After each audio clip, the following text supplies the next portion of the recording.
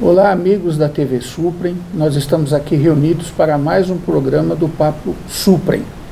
Hoje, contando com a presença de Miriam Coelho Braga, com um vasto currículo, socióloga, sanitarista, especialista em saúde pública e tantas outras atividades ao longo de sua vida. Seja muito bem-vinda, viu, Miriam? Nós estamos sempre à disposição. Nós vamos falar sobre sistêmica fenomenológica. E eu gostaria que você passasse isso de uma forma objetiva para os espectadores. Bom, a sistêmica fenomenológica trata da inter-relação entre as pessoas. E quando nós estamos falando, nós vamos falar da sistêmica fenomenológica familiar, organizacional e pedagógica.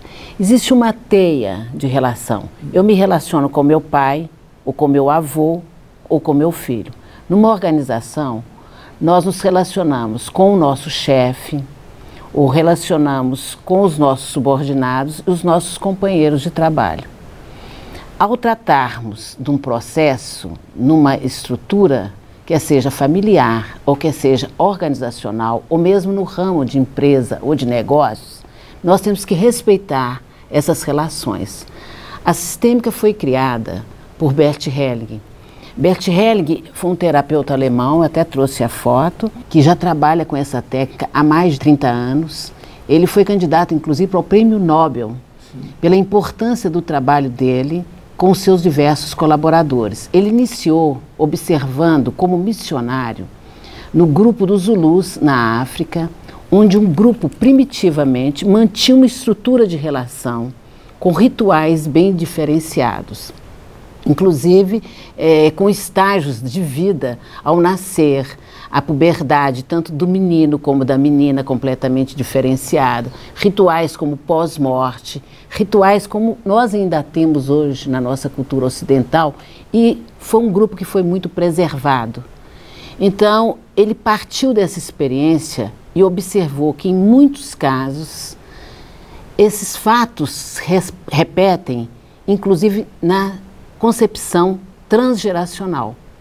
E ele, como padre, teólogo, filósofo, educador, psicanalista, compôs uma síntese desses conhecimentos e mostra no que ele chamou ordens do amor, quais são essas principais ordens para estreitar a relação entre um homem e uma mulher, entre um pai e filhos, entre uma relação de uma chefia com o seu subordinado imediato.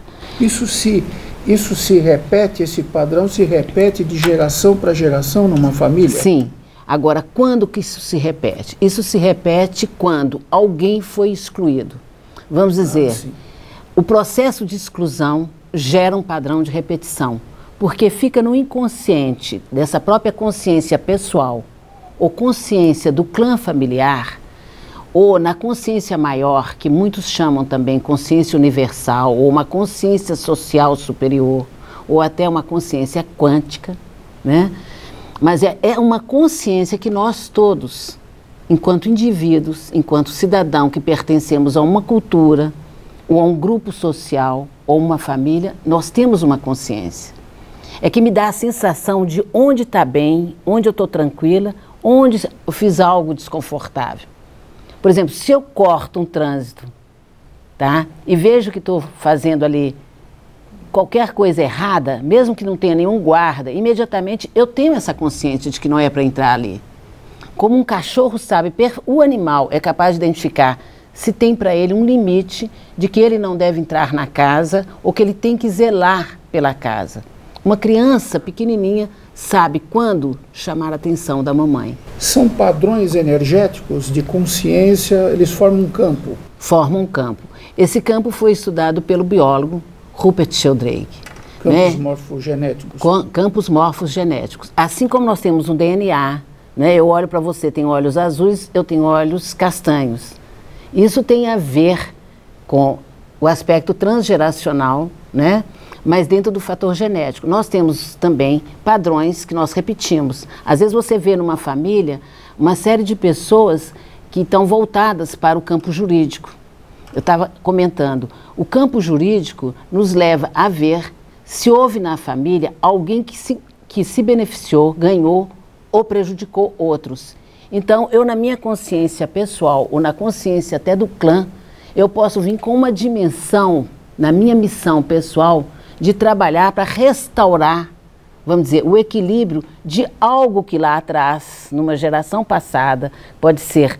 O Bert Helling sempre sugere que nós pesquisemos 3, 4 gerações.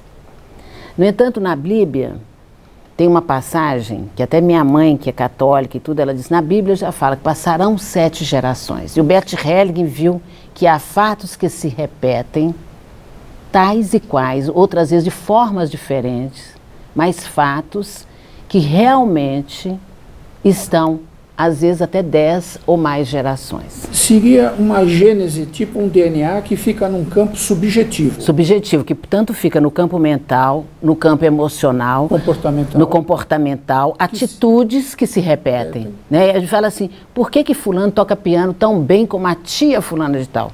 Por que seus olhos são azuis? E assim tem um padrão comportamental emocional. Quer dizer, seriam fatores que influenciam no comportamento que estão dentro desse campo. Exato, e que podem prejudicar a nossa vida ou podem nos dar asa para voar. Quando até a gente usa a expressão seguinte, são bloqueios, né, que criam, na linguagem do Bert Helling, ele usou muito a expressão emaranhamento. Vamos falar disso no próximo bloco. Ótimo. Nós vamos fazer um intervalo e voltamos em seguida, continuando a falar desse assunto tão interessante. Voltamos já.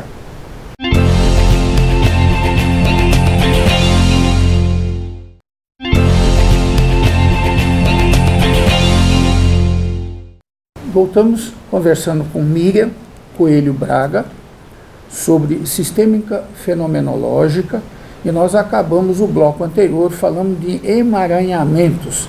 Eu gostaria que você terminasse esse conceito e falasse um pouco onde é que a gente pode se desenvolver, caso alguém queira, sobre em que escola isso, ou onde é que eu poderia ter acesso a esse conhecimento. Bom, emaranhamento, se nós estamos envolvidos nas nossas teias de relacionamentos, nós, quando falamos de um enredo de uma novela ou de um romance, o fato não é real. Nesse caso, emaranhamento, eu fiquei envolvida com um tio, avô, que eu nem conheci. E pode um meu filho, ou um meu neto, ou um bisneto em gerações posteriores, futuras, então repetir esse padrão. Porque houve dor, houve rompimento, houve exclusão. O trabalho se propõe a harmonizar, a trazer novamente, reconhecer o que houve atrás, para que possa, no futuro, esse fato, trazendo consciência, possa acontecer. Então, isso é uma reedição. Reedição.